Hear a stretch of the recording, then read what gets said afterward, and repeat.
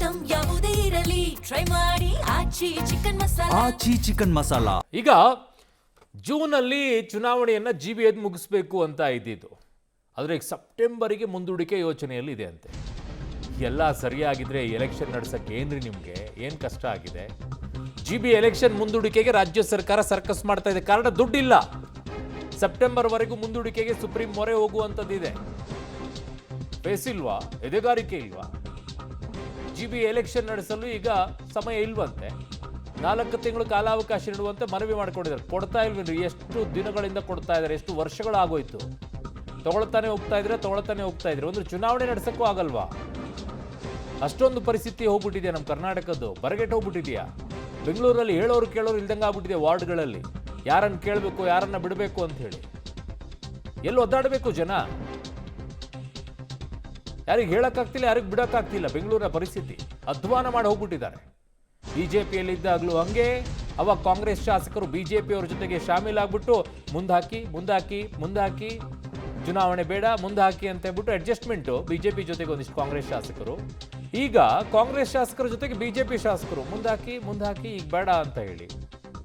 ಏನ್ರಿ ನಿಮ್ಗೆ ಏನು ಬಂದಿದೆ? ನಿಮ್ಗೆ ರೋಗ? ಒಂದು ಚುನಾವಣೆ ನಡೆಸೋಕ್ಕಾಗಲ್ವಾ ನಿಮಗೆ?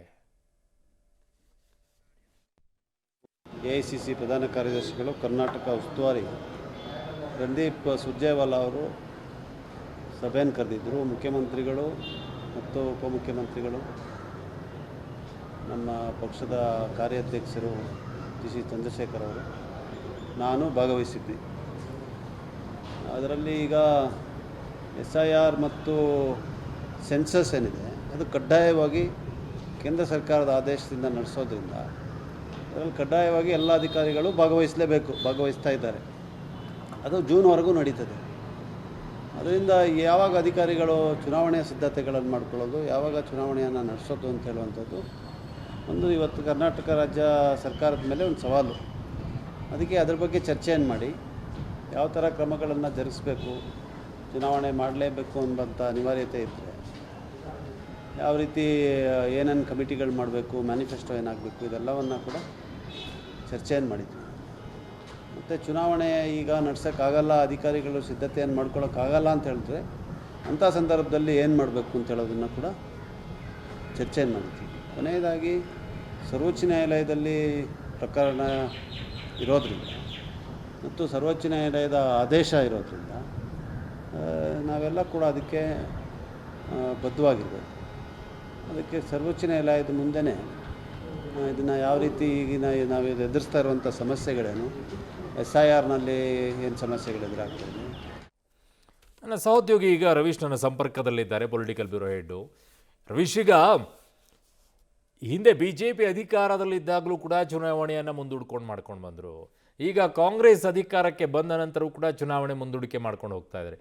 ಸಮಸ್ಯೆ ಏನಂತೆ? ಕಾಸಿಲ್ವಂತ ಅಥವಾ ಜನರ ಮುಂದೆ ಹೋಗ್ಬಿಟ್ಟು ವೋಟ್ ಹಾಕಿ ಅಂತ ಕೇಳುವಂಥ ಯೋಗ್ಯತೆಯನ್ನು ಕಳ್ಕೊಂಡಿದ್ದಾರಂತ? ಯಾತಕ್ಕೋಸ್ಕರ ಮುಂದಾಕುವಂಥ ಕೆಲಸ ನಡೆಸ್ತಾ ಇದೆ? ಯಾರು ಕೇಳೋರಿಲ್ಲ, ಹೇಳೋರಿದ್ದಂಗೆ ಆಗ್ಬಿಟ್ಟಿದೆ ವಾರ್ಡ್ಗಳಲ್ಲಿ ಬೆಂಗಳೂರಲ್ಲಿ.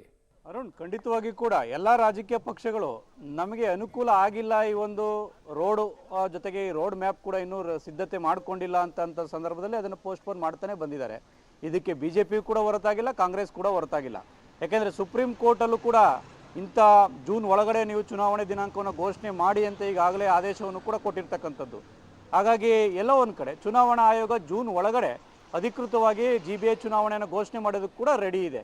ಒಂದು ವೇಳೆ ಏನಾದರೂ ಚುನಾವಣೆ ಘೋಷಣೆ ಮಾಡದಿದ್ದರೆ ಎಲ್ಲೋ ಒಂದು ಕಡೆ ನ್ಯಾಯಾಂಗ ನಿಂದನೆ ಆಗುತ್ತೆ ಅಂತಲೂ ಕೂಡ ಈಗಾಗಲೇ ರಾಜ್ಯ ಚುನಾವಣಾ ಆಯೋಗ ಸರ್ಕಾರಕ್ಕೆ ಸ್ಪಷ್ಟವಾಗಿ ತಿಳಿಸಿರ್ತಕ್ಕಂಥದ್ದು. ಆದರೆ ಮತ್ತೆ ಚುನಾವಣೆಯನ್ನು ಮುಂದೂಡೋದಕ್ಕೆ ಈಗಾಗಲೇ ರಾಜ್ಯ ಸರ್ಕಾರ ಆಸಕ್ತಿಯನ್ನು ವಹಿಸ್ತಾ ಇದೆ. ಅಂದರೆ ಎಲ್ಲೋ ಒಂದು ಕಡೆ ನೆಪ ಏನಂದರೆ ಸೆನ್ಸಸ್ ಮಾಡ್ತಾ ಇದ್ದಾರೆ ಸೆಂಟ್ರಲ್ ಗೌರ್ಮೆಂಟ್ದು. ಹಾಗಾಗಿ ಆ ಒಂದು ಕೇಂದ್ರ ಸರ್ಕಾರದ ಸೆನ್ಸಸ್ ಕೂಡ ಅಧಿಕಾರಿಗಳು ಮತ್ತು ಸಿಬ್ಬಂದಿ ಎಲ್ಲವೂ ಕೂಡ ಹೋಗಬೇಕಾಗತ್ತೆ.